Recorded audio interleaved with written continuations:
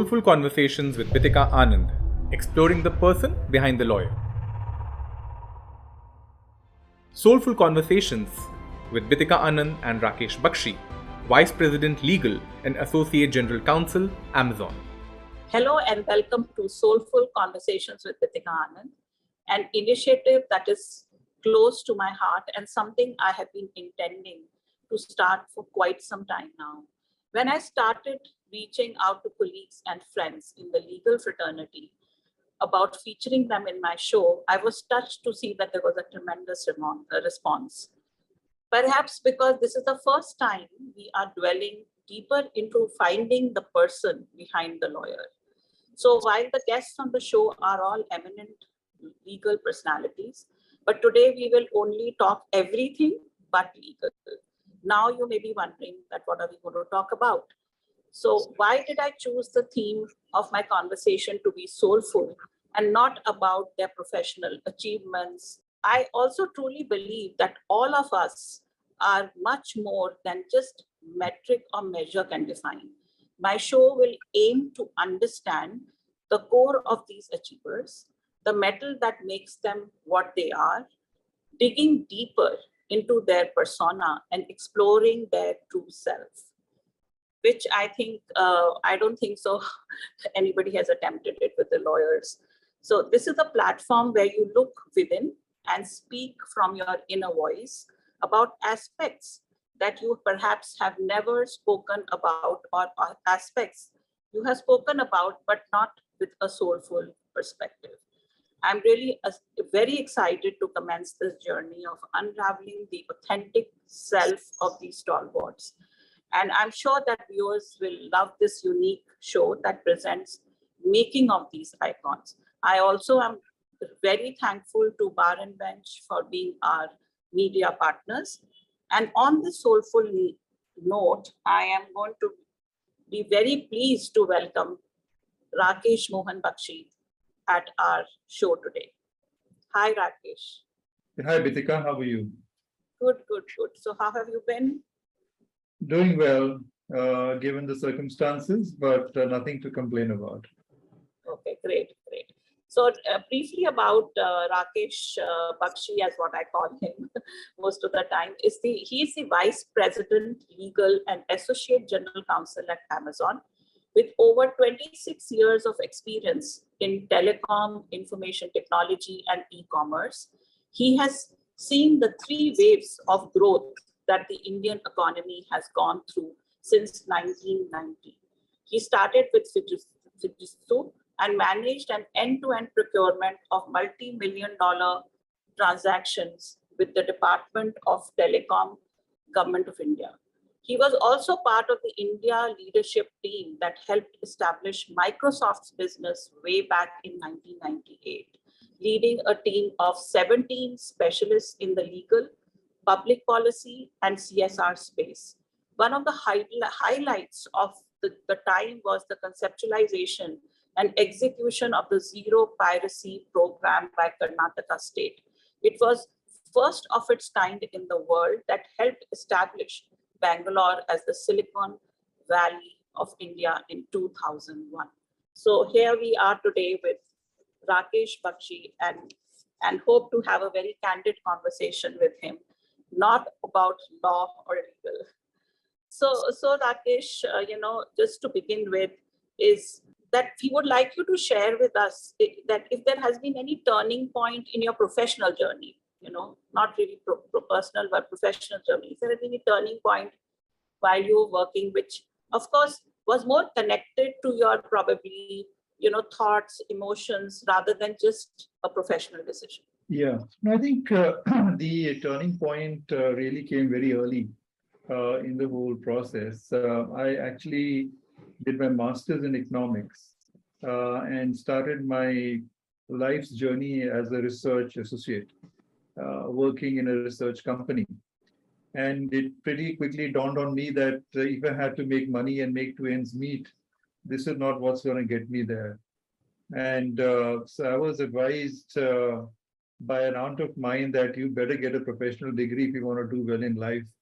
And she said law would be a good choice. And I think looking back, she could not have given me better advice. And the very fact that I did law was a second thought and not a first choice.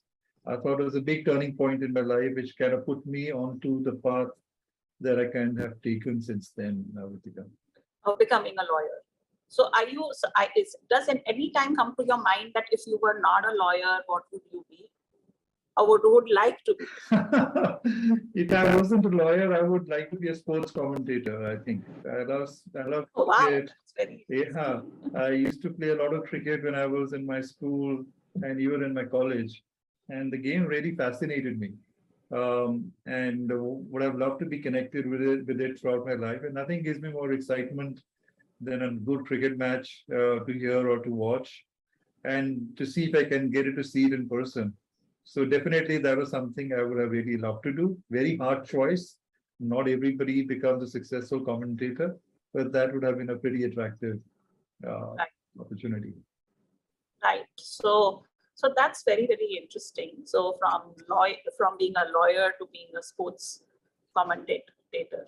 So what has anybody in your life has inspired you, or any sort of an event has inspired you, basically just inspired you for anything? It's not an inspiration to just do your work. It is just inspiring you in life. Has anybody, any person?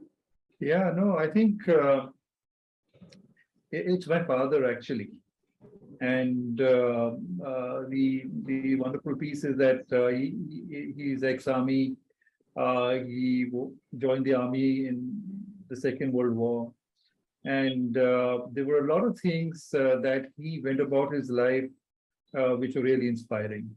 One thing that I kind of have learned from him is give your children the best education you can.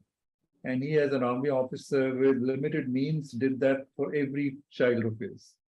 And I think that was perhaps my learning, which I then said I should do for my son as well. So that was one big learning that I picked up from him, and which I advise everybody even till today, that if is there anything that you want to leave back for your children, it is really give them a very good education. They'll never forget it, and it'll always pay them off in the long term. And the second thing really was his ethics and honesty. He inspired that in his children, especially me, at a very, very young age. I remember that he was president of the selection center board. Where people, after they give their exams at the UPSC, they go and give interviews at selection centers, and he was head of the Kolhapur selection center at that point of time, which has since closed and then combined with the one in Bangalore. And I remember that a school friend of mine, I would have been all of, in class 4 or 5 at that point of time. And a friend of mine bought some sugarcane juice home as a friend. He said, he was from a farmer family. He said, yeah, childhood friend, school friend, here is some sugarcane juice. So I was very proud that, a school friend of mine had bought something home. The jug was lying there with the sugarcane juice, and my dad comes back home and he looks at that and he said, "Who gave it?" So I told him, look, a friend of mine had come and he's given me sugarcane juice for all of us. So he said, "Go and return it right now." Oh my God. There is nobody who's going to come to our house and leave any kind of gift. It's the nature of it's his nature. I mean, that's what my father's nature is. And second thing, was very, very conscious of the kind of job he was doing. And so he pretty much packed me off on a cycle to go back and return it and say that, I will not accept the gift at home. I'm sorry. That had such a lasting impression in my mind, young mind at that point of time. And I think I've tried to live up to those ethical standards that he said. And that has paid me great dividends throughout my life, because whenever tested on any big issue in my work life, I really kind of try to put that standard in and say, do what is right. Right. Very nice. And so what about your family? Like, how large is your family, and how is your relationships with everybody else in your family?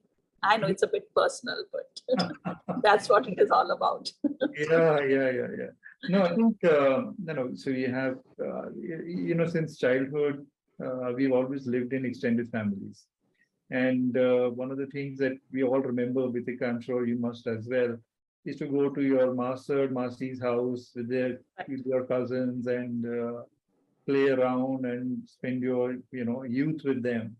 And that really builds a bond. So whenever I think of family, I think of really the extended family.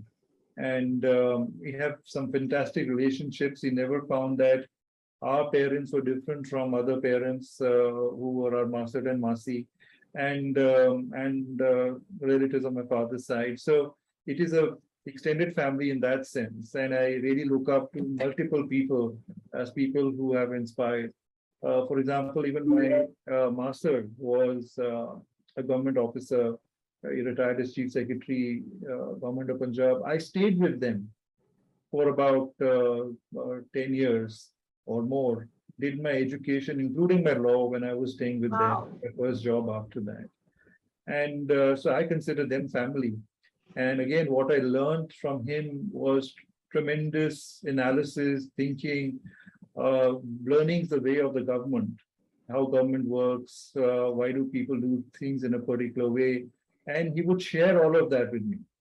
And that now, when I do my current job, whether it's there is a bit of policy involved in it, there is a bit of law involved in it, I do that with a much better understanding and how these institutions work and how the environment works. So immediate family, I've got my wife is there. She's a lawyer, but not practicing now since my son was born.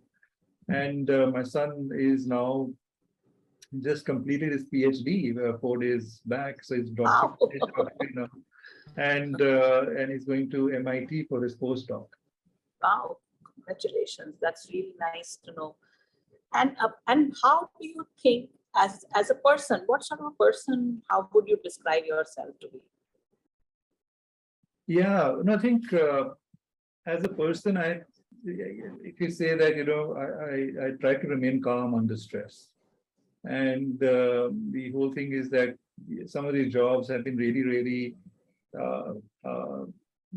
not easy to do, right? And I think in terms of challenges that have come up during the course of work, and I think to be able to navigate those challenges with a calm mind and a thoughtful mind is something that I feel good about, and I consider that to be a strength. So being able to take stress and still do that with a smile, I think, is something that Yeah, that's amazing, amazing. A lot of people lose that cool, under stress.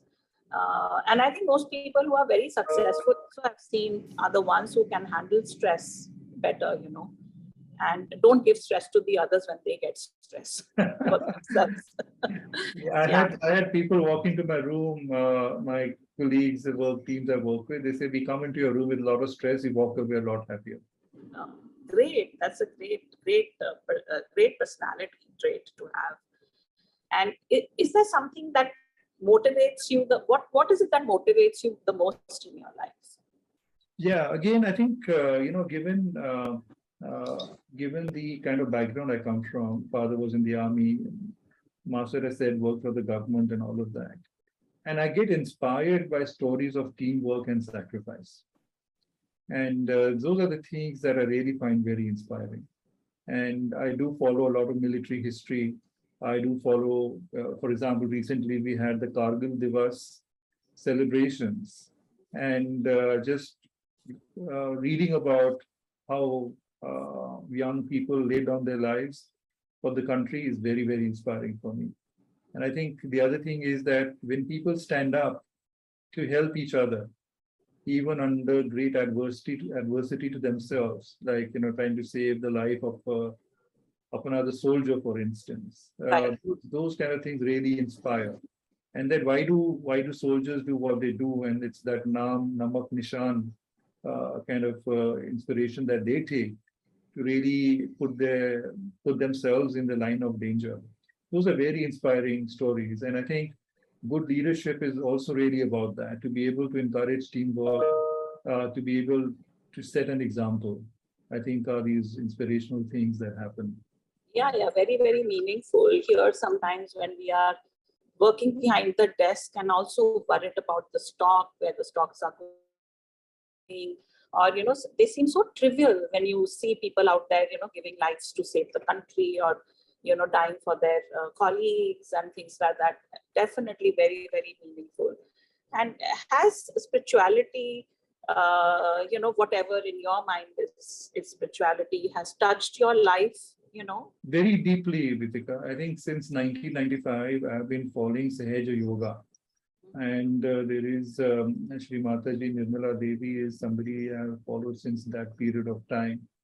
And I've been truly, truly blessed by doing or following the path that she has encouraged others to follow, and also learning from meditation, finding about one's inner strengths and weaknesses, and to be able to react or not react in certain situations.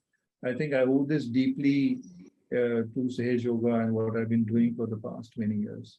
So what sort of change it has brought in your life since you started doing this? Like how do you feel different when you were not doing it? Probably you're not following that path. Yeah, so I think what it has really taken away the fear from within you. So you feel that you are just now being guided by a superior power, right? And that you'll always be under protection. And that whenever you need any kind of guidance, it's just one meditation away, whenever needed. So I think you always feel very special. And given how uncertain life is nowadays, how difficult it is in certain situations, you have a COVID thing happen, for instance, which is once in a lifetime or once in a 100-year event. And to be able to, traverse through such circumstances and still do it with a smile, and to be able to do it in a way that the fear is not there, I think comes a lot from how deep you go into Sage Yoga and meditation. So basically, it gives that, unquestionable faith and trust, which also makes you feel secure, the way you said, with no fears. Because like you said, that there is somebody there, because you have that faith.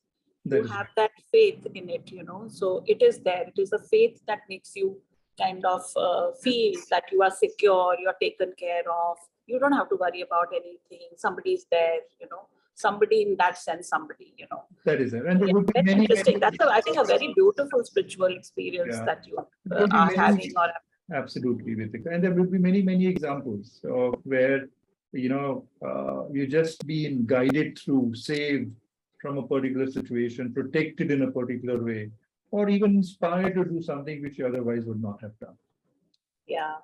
I also somehow believe in this. So I feel that if you are connected, we say it universe, or we can say to a larger power, or whatever universe you can say. So you are always kind of, sometimes it's literally uncanny how you are kind of saved from situations, which you realize later that, you could have, or this could have happened to you, or that could have happened to you, and how you got out of it. Yes. So very, very interesting. I'm really impressed that you have made our conversation really soulful. I must say that. Miracles happen all the time. Yeah, absolutely right. Miracles happen all the time. Absolutely. Okay, so now coming, getting out of it, bit out of spirituality. So you have been managing a lot of lawyers in your life, working in different firms. So do you find any change in this new generation lawyers vis-a-vis the lawyers that you hired them maybe 5-10 years back? I think firstly, it's really energizing to work with young lawyers. They come in with so much energy, with so much new ideas. And I think they are also a lot more able. I think given that the quality of legal education has improved dramatically. And with a large number of really world-class institutions coming up across India, has really upped the quality of lawyers.